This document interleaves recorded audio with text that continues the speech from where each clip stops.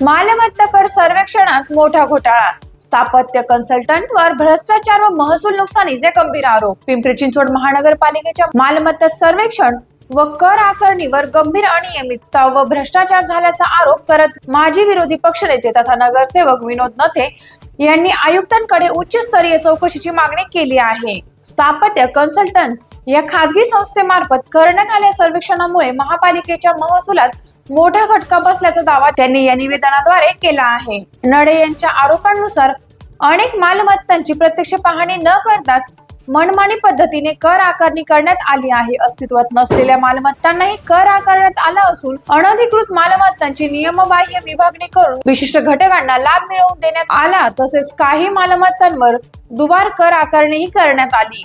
महापालिकेचे अधिकारी उपलब्ध असताना नागरिक व बिल्डरांच्या फाईल्स खासगी संस्थेकडे का पाठवल्या यासाठी जाब विचारला जात आहे। नडे यांनी ड्रोन सर्वेक्षण, GIS डेटा व सॅटेलाइट प्रतिमांद्वारे स्वतंत्र पडताळणी करण्याची, संस्थेची प्रलंबित देयके चौकशीपर्यंत रोखण्याची तसेच आरोप सिद्ध झाल्यास संस्थेला काळ्या यादीत टाकून जबाबदार अधिकाऱ्यांकडे फौजदारी गुन्हा दाखल करण्याची मागणी केली आहे।